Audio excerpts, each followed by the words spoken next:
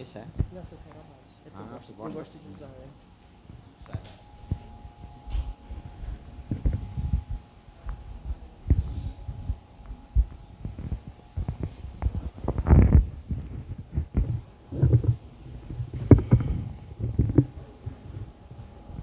Um, dois. Amém. Sauda a amada igreja com a paz do Senhor Jesus. É um prazer estarmos aqui louvando, glorificando a esse Deus. Como esse último louvor aqui mesmo disse, né? Foi um alto preço, né? Um preço a qual nem em toda a nossa vida nós conseguiremos recompensar aquilo que Deus fez por nós e aquilo que Deus faz através de nós em prol do crescimento de sua obra. Vamos abrir, meus amados irmãos, lá em João, capítulo 4.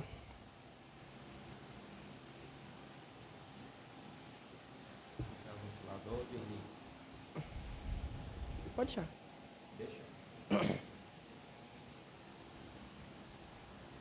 João, capítulo 4. O Jesus, irmãos, a qual nos salvou, através da sua igreja, através do seu povo, através de nós, ele ainda continua salvando. Como, irmão? Nós levando a palavra do Senhor, ela que transforma vidas. Lá em João, capítulo 4, a partir do versículo 6, o diálogo de Jesus ali com a mulher samaritana. E estava ali a fonte de Jacó. Jesus, pois, cansado do caminho, assentou-se assim, junto à fonte. Era isto quase a hora sexta. Veio a mulher de Samaria tirar água. Disse-lhe Jesus: dai-me de beber, porque os seus discípulos tinham ido à cidade comprar comida. Disse-lhe, pois, a mulher samaritana: como sendo tu, judeu, me pedes de beber a mim, que sou mulher samaritana? Porque os judeus não se comunicam com os samaritanos. Versículo 10, Jesus respondeu e disse-lhes: se tu conheceres o dom de Deus, e quem te dizes, dai-me de beber, tu lhe pediria, e ele lhe daria água viva. Versículo 11, disse-lhe a mulher: Senhor, tu não tens com que tirar, e o poço é fundo. Onde, pois, tens a água viva? És tu maior do que o nosso pai Jacó, que nos deu o poço, bebendo ele próprio dele, e os seus filhos e o seu gado? Versículo 13, Jesus respondeu e disse-lhe: qualquer que beberes dessa água tornará a ter sede, mas aquele que beber da água que eu lhe der, nunca terá sede, porque a água que eu lhe der se fará nele uma fonte de água que salte para a vida eterna. Disse-lhe a mulher: Senhor, dai-me desta água, para que eu não mais tenha sede e não venha aqui tirá-la. Amém, meus amados irmãos, poder assentar. Aqui, meus amados irmãos, Jesus, ele iria ali a caminho para a Galileia, mas era necessário passar por Samaria. E ao passar por Samaria, havia ali um poço que, como nós já conhecemos esse texto bíblico, é muito pregado em cultos campais, a anunciar Jesus como a água da vida, como aquele que quem dele beber, do seu interior fluirão rios de água viva. É muito conhecida essa passagem. E ali Jesus, indo para a Galileia, precisou passar por Samaria, e passando por Samaria, estava ali aquele poço, e Jesus, ali naquele momento que estava naquele poço, tem um encontro com uma mulher que era samaritana, né? Normalmente, os samaritanos e os judeus, havia esse preconceito entre eles, havia essa distância entre eles, mas Jesus, ele não veio para condenar, ele não veio para, de alguma maneira, acusar, não. Ele veio para ser o Cordeiro de Deus que tira o pecado do mundo, e a sua palavra é a espada da lei que está sobre os homens, assim mostrando cada um os seus pecados. Lá em Romanos capítulo 3, a palavra do Senhor fala que todos nós fomos cerrados debaixo da lei, para que debaixo da lei todos nós viéssemos a ser condenados, para que nós, estando debaixo da lei, sendo condenados pela lei, fosse aberto uma porta de escape. E Jesus diz: eu sou a porta estreita, e aquele que passar por mim se salvar-se-á. Então Jesus naquele poço, e aquela mulher ali, ele começa a ter um diálogo com aquela mulher. Mas o diálogo de Jesus, como todos os outros, como ele diz em sua palavra, que o foco dele era pregar, a fazer a vontade do seu Pai. E ali estava ele anunciando àquela mulher, não uma fonte que ela teria que sempre voltar a beber, mas uma fonte que, se ela bebesse, ela já não teria mais a necessidade de voltar a se fartar novamente. Meus irmãos, ali, aquela fonte, ali, aquele poço, ali feito por mão de homens, a qual aquela mulher se orgulha em dizer que ali Jacó tinha feito aquele poço, dele tinha bebido daquele poço, tinha dado aos seus animais, e diz: quem és tu? Tu és maior do que nosso pai Jacó. Aquela mulher naquele momento ainda não sabia quem era aquele que estava em sua frente. Ele é aquele mesmo que se apareceu a Moisés, a qual disse Moisés: eu sou, te enviou. Aleluias, ele era o eu sou, o todo-poderoso, aquele que separou o povo de Israel para ser um povo diferente de todos os povos. Aquele que libertou o povo de Israel de um cativo de mais de 400 anos entre os egípcios. Aquele que com o seu braço forte, mão estendida, tirou eles de lá. Aqueles que fez grandes sinais, prodígios e maravilhas. Esse era o mesmo Deus, mas encarnado como homem. João diz: era o verbo que se fez carne e habitou entre os homens. Não era ele um mero não era um mero sacerdote, não era ele um mero profeta, era ele o Cristo, Filho do Deus vivo. Mas aquela mulher até então não tinha tido aquele verdadeiro conhecimento, aquele encontro. As suas escamas de seus olhos naquele momento ainda não tinham caído. Mas Jesus ali estava, falando com ela, dizendo: mulher, esse teu poço, você vem pegar água. É necessário algo para você lançar, tirar água, usufruir dessa água e depois voltar novamente. Meu amado ouvinte e irmão em Cristo Jesus, aquele poço significa aquilo que eu e você outrora bebia. Aquele poço significa o mundo que nós bebíamos, mas não se fartávamos. Nós bebíamos, mas a sede era cada vez mais abundante. Nunca conseguíamos satisfazer os prazeres, os desejos da nossa carne, porque daquela fonte nós precisávamos voltar para se saciar.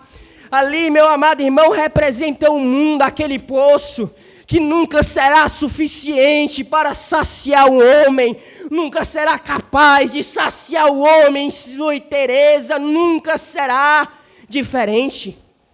Aquele poço faz você ter uma dependência dele, não diferente de nós que experimentamos no mundo. Todos nós tínhamos uma dependência deste mundo, todos nós tentávamos satisfazer o prazer carnal, a sede da carne, como diz o salmista lá em Eclesiastes. Salomão, Eclesiastes, tudo aquilo que dava o nosso coração, nós fazíamos para preencher. Mas era uma fonte que nós sempre procurava, mas nunca era capaz de nos saciar. Quantas das vezes cada um de nós bebemos das nossas fontes quando estávamos no mundo, fontes de águas rotas, fontes de águas amargas, fontes de águas sujas.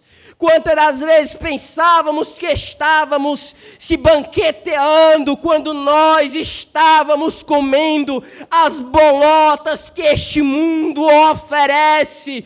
Quantas das vezes achávamos que estávamos em caminhos corretos, mas que no final nos levaria à morte? Quantas vezes Deus olhou com olhar de misericórdia? Quantas das vezes viramos a cara, o nosso rosto, para aquele que só fez nos amar?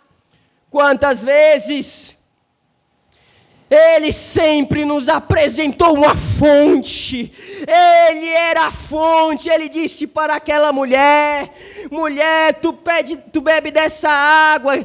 Se tu soubesse quem te pede, tu me pediria e eu te daria uma água que faria do seu interior fluir rios de água viva, ia jorrar rios do seu interior.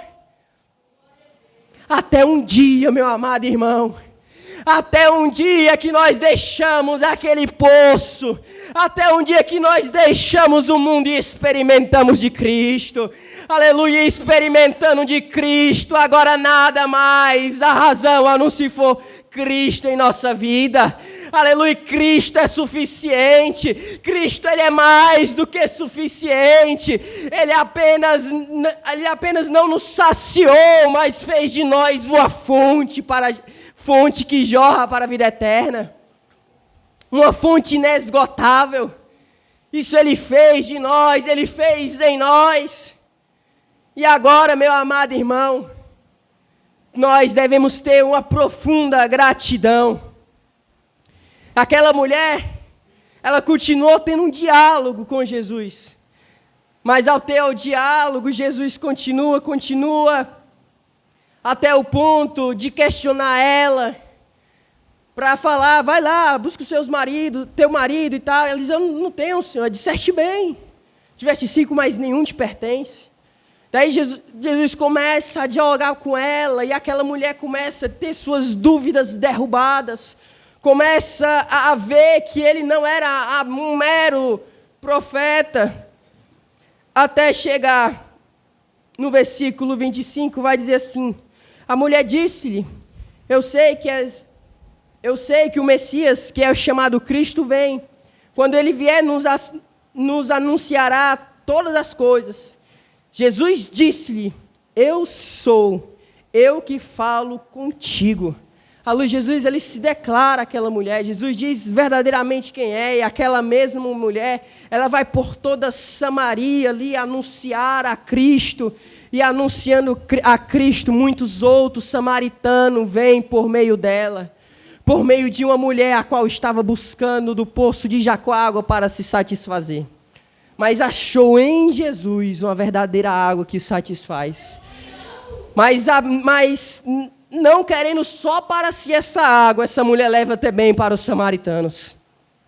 E por isso vem ali, os samaritanos têm um encontro com Jesus, e todo aquele povo é pregado. Jesus prega a eles. Por quê? Porque havia uma mulher tentando se satisfazer com um poço. Esse poço representando o mundo, e aquela mulher vendo que não era suficiente, se revelou a ela um poço extraordinário, uma água extraordinária, representada por Jesus.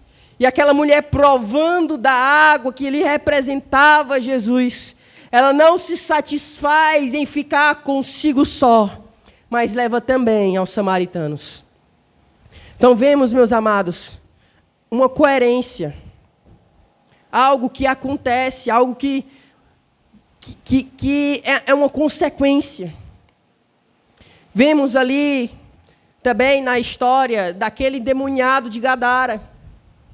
Era um homem endemoniado, que as cadeias não lhe prendiam, que se cortava, que os demônios lhe traziam turbulência, lhe atormentava.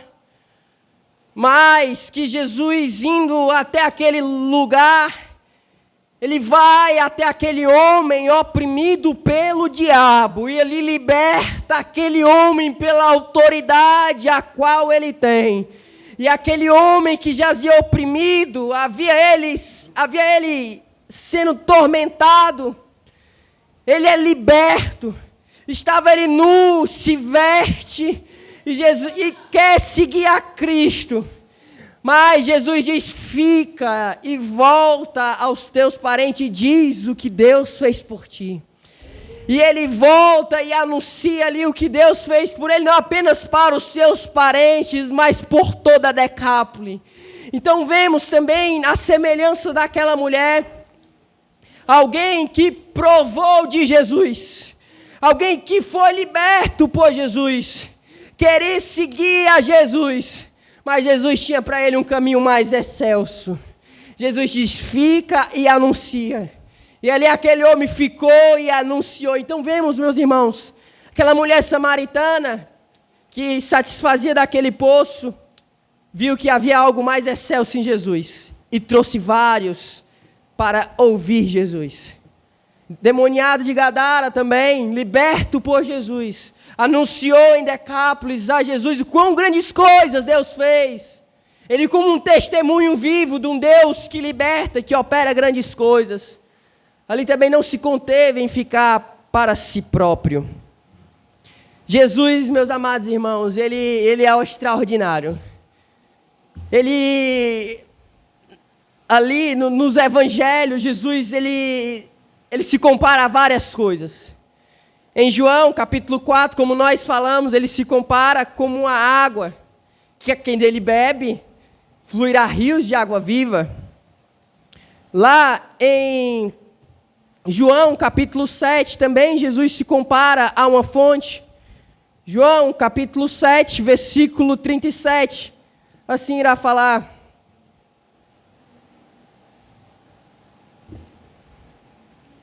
Jesus ali na festa, ele estava e ele fala, João capítulo 7, versículo 37, e no último dia, o grande dia da festa, Jesus pondo-se em pé e clamou dizendo, se alguém tem sede, venha a mim e beba, quem crê em mim, como diz a Escritura, rios de águas vivas jorrarão do seu ventre, do seu interior.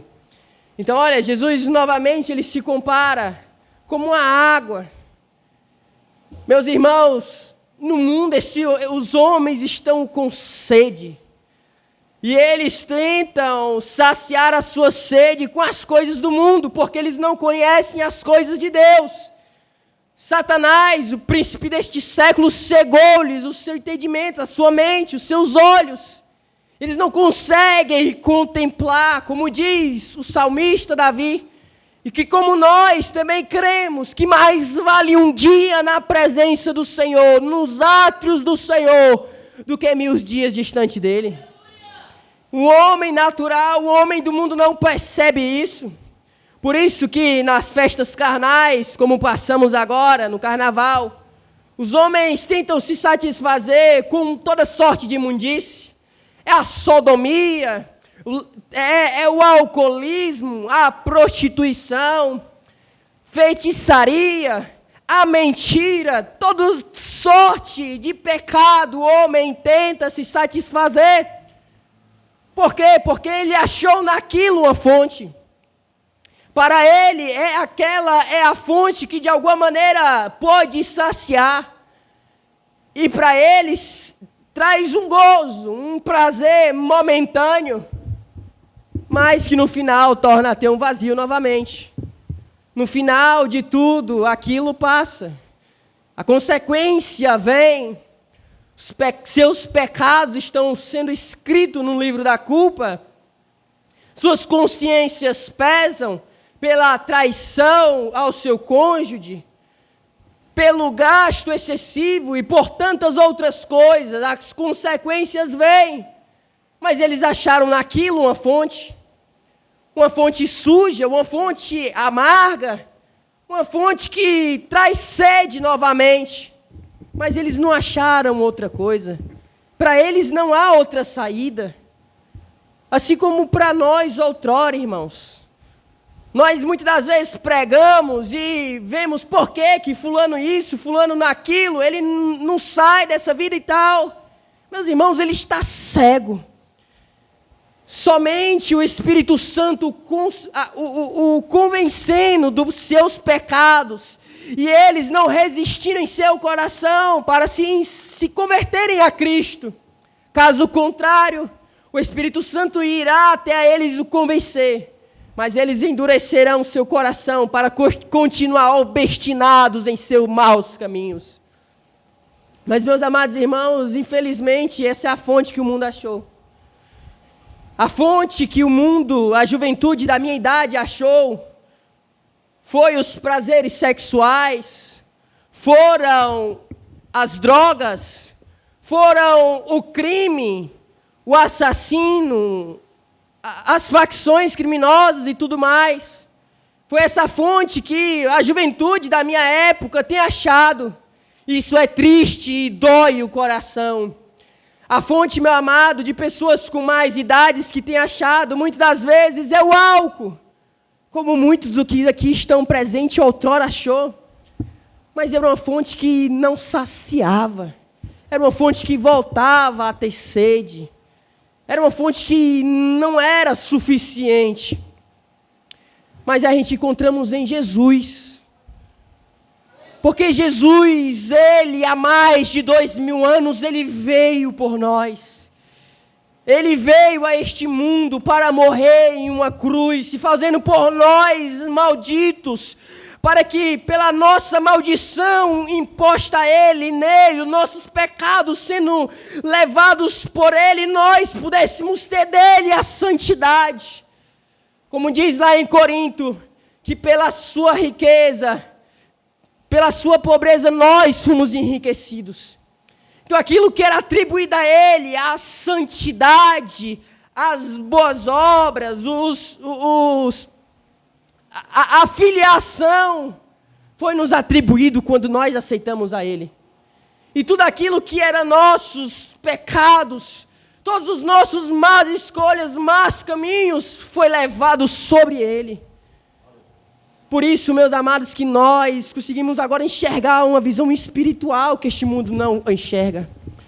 Mas eu digo mais, igreja do Senhor, parece que nós, muitas das vezes, embora enxergamos, se fazemos de cego. Por quê? Porque enquanto nós temos uma fonte, que dela bebemos e verdadeiramente se saciamos, que verdadeiramente trouxe alegria, como nós bebemos dela às vezes, como se nós guardássemos para nós mesmos. Jesus, Ele disse, portanto, ide por todo mundo e pregai o meu evangelho a toda criatura. Jesus disse ao seu servo, quem crê e for batizado será salvo. Aleluia, então devemos, meus amados irmãos, ser aquele que leva essa fonte a este mundo, aquele que apresenta essa fonte a este mundo. Caso ao contrário, como nós poderemos questionar algo se nós mesmos não apresentamos a Ele aquilo que nós temos de mais precioso? Que é essa fonte inesgotável. Jesus, Ele lá em João, capítulo 6, versículo 25, Ele vai dizer que Ele é o pão da vida. Então vemos, Jesus, Ele fala que é a água. Jesus lá em João, capítulo 6, a partir do versículo 25 ao 35, Ele diz que Ele é o pão da vida, aquele que comer dele já não terá mais fome. Lá em João, capítulo 14, versículo 6, Jesus diz que Ele é o caminho, Ele é a verdade, Ele é a vida. Jesus, lá em João, capítulo 8, versículo 12, Ele diz que é a luz deste mundo. Lá em João, capítulo 11, versículo 25, Ele diz que é a ressurreição. Aleluia. E lá em João, capítulo 10, versículo 10, Ele irá falar assim. Passagem de texto bem conhecido. João capítulo 10, versículo 10. O ladrão não vem senão a roubar, a matar e a destruir. Eu vim para que tenham vida e tenham com abundância. Então, Jesus, ele lá em João 10, versículo 10, ele é aquele que dá vida, como ele nos deu. Mas, meus amados irmãos, Jesus, ele não veio apenas para nos dar vida. Não. Ele não veio apenas para encontrar o irmão Francisco em cima de uma árvore, atrás de capturar alguém, para dar vida a ele. Não, ele veio para achar ele, para dar vida e vida com abundância. Jesus, meus amados irmãos, ele me achou em minha melancolia, em meu ódio interior, e me deu vida, e não apenas vida, mas ele veio para me dar vida e vida com abundância. Jesus, ele veio para achar você, meu amado irmão, em seus maus caminhos, para te dar vida e não apenas vida, mas uma vida abundante, uma vida cheia dele. Meus irmãos, aquele que tem com abundância, não dá para ficar só para si próprio, não, ele tem que compartilhar. Meus irmãos, uma fonte não é para ficar para si próprio, é para compartilhar. Aleluia, na multiplicação dos pães e peixes, Jesus não deu só aos seus discípulos, não. Ele deu a toda a multidão, é para se compartilhar. Aleluia, essa alegria que vem de Jesus, meus amados, a qual este mundo não pode experimentar, não é para ficar só para si, não, é para compartilhar. É isso que Jesus quer. É isso que Jesus, ele quer da sua igreja, do seu povo. Não é para si próprio, é para compartilhar. Dê de graça aquilo que recebeste de graça. Aleluia, de graça Jesus morreu na cruz por mim. Aleluia, eu não paguei, eu não fiz boas obras, eu não fui merecedor, mas Ele me amou. Como diz, se não falha a memória, o apóstolo Paulo, em alguma de suas cartas, nós o amamos, porque Ele nos amou primeiro. Foi primeiramente Ele. Como estávamos nós, mortos em nossos maus delitos e pecados. Como estávamos nós perdidos. Como estávamos nós em trevas, mas para nós que estávamos mortos, Ele deu vida, Ele nos achou, Ele nos deu a luz, agora Ele fez de nós uma luz, não a luz para ficar debaixo do alqueiro, não a luz para ficar escondida, não, mas para ficar no velador, uma luz que resplandece em meio às trevas, um sal, se ele for insípido, para nada presta, a não ser para ser pisado pelos homens, de nada há valor.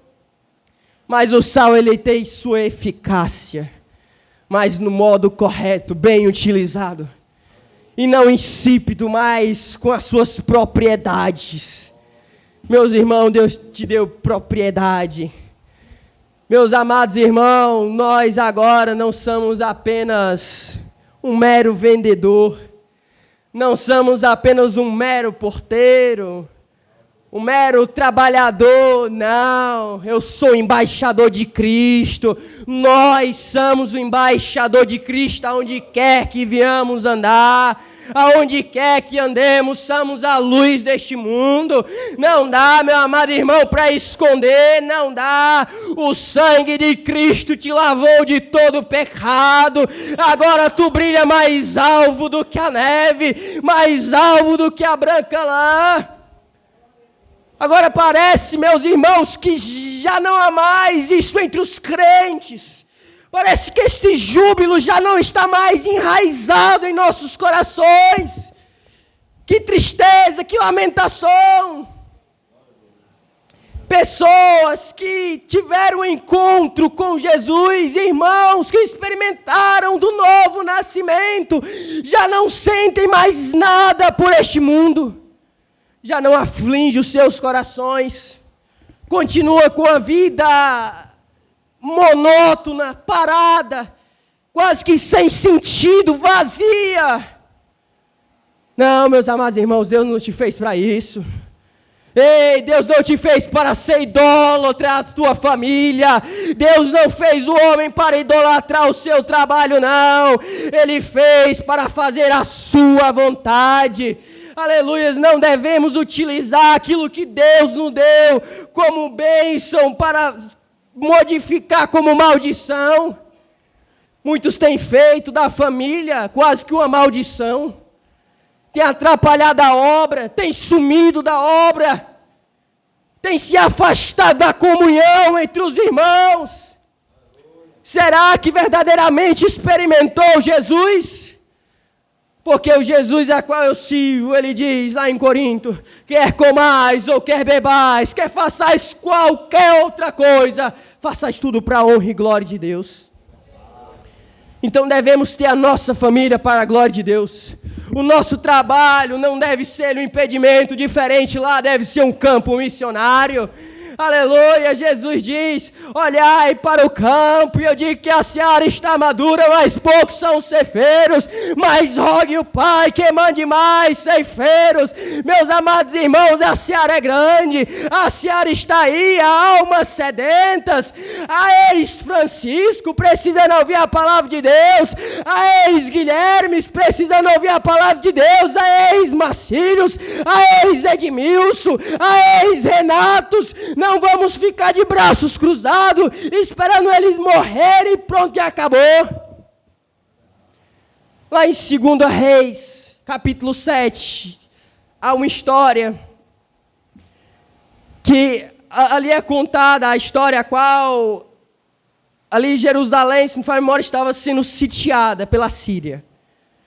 E ao ser sitiada, cercada, havia muita fome.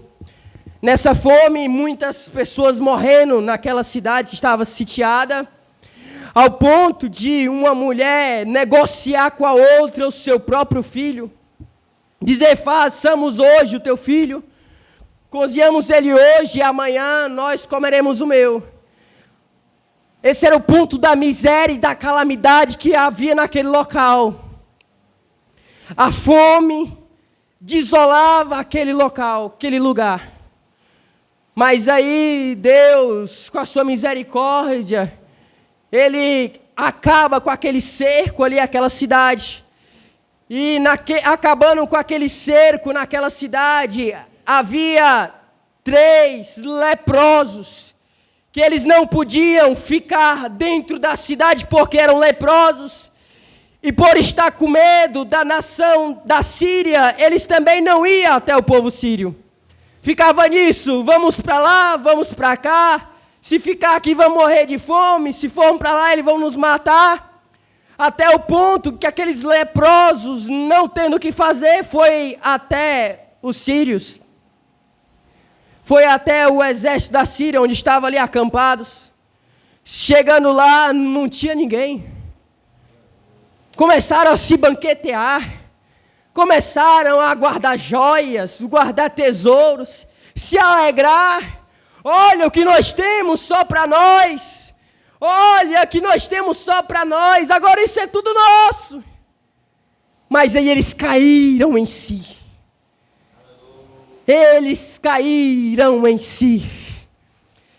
Eles se perceberam que eles tinham tudo ali. Eles tinham comida, riqueza, mas eles lembraram que havia um povo dentro de uma cidade que padecia fome. E ele disse, vamos logo anunciar que aqui está assim. Caso contrário, Deus nos castigará. Meus amados irmãos, aqueles 3 leprosos, às vezes, têm sido mais útil do que muito crente. Eles se banquetearam, sim. Guardaram joias para si, sim, mas uma hora eles caíram em si. Meus irmãos, tem muitos que parece que não vão cair em si nunca. Que é isso? Cai em si. Você experimentou da salvação, você experimentou dessa fonte que jorra para a vida eterna. Você tinha fome, experimentou do pão da vida. Você estava em trevas e encontrou a luz do mundo. Você estava morto e achou a ressurreição. E agora é só para si próprio? É só para se alegrar? Não, meu amado irmão, é para levar este mundo. Este mundo tem sede, este mundo tem fome, este mundo está em treva, este mundo está morto, e somente a palavra para os ressuscitar novamente. E meus irmãos, se nós não formos pregar, quem levará a palavra? Lá em Romanos, a palavra do Senhor fala assim, lá em Romanos, capítulo 10,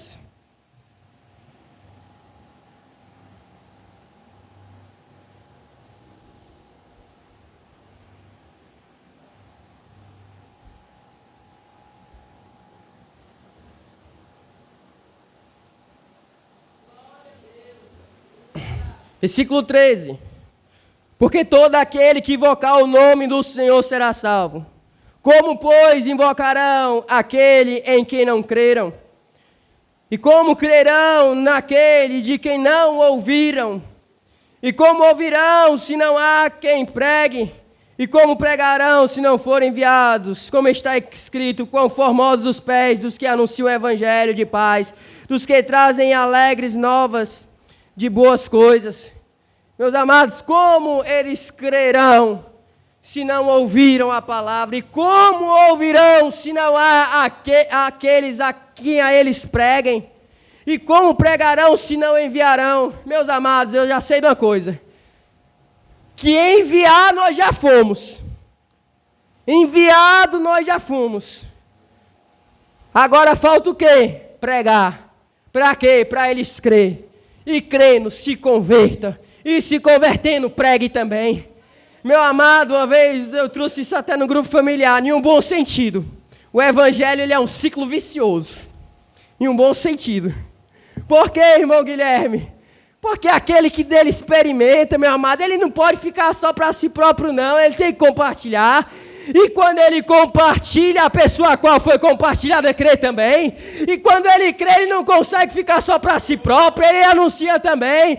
E assim, meu amado irmão, muitas e muitas vidas são salvas. Por isso, meu amado irmãos, que nada e nem ninguém consegue parar a igreja. Por quê? Porque a pregação de Deus é o poder de Deus, é que transforma o homem, é que salva o homem. É imparável. As portas do inferno não prevalecem, nada é capaz de segurar, não é a política, não é as ideologias, não é nada. Não é nada, meu amado irmão, que consegue parar a igreja, não há nada. Cristo Jesus é quem sustenta, Cristo Jesus é o castelo forte, é Ele a nossa rocha, é Ele a nossa pedra de esquina, é Ele a pedra angular. É Ele a pedra que os edificadores rejeitaram, mas ela se fez a principal e a maior. Aleluias! E Ele tem sustentado remanescentes. E esses remanescentes, como foi pregado lá no retiro. E novamente aqui eu cito a palavra profética, a qual o pastor ali pregou. Que não queira o homem separar aquilo que Deus uniu. Que não separe o homem aquilo que Deus uniu. É a palavra e o poder. É o poder e a palavra. E não para ficar para si próprio, mas para impactarmos a este mundo. Para impactarmos essa cidade. Para impactarmos o nosso bairro. Para impactarmos os nossos trabalhos. E assim, meus amados irmãos, Cristo ele está com a igreja.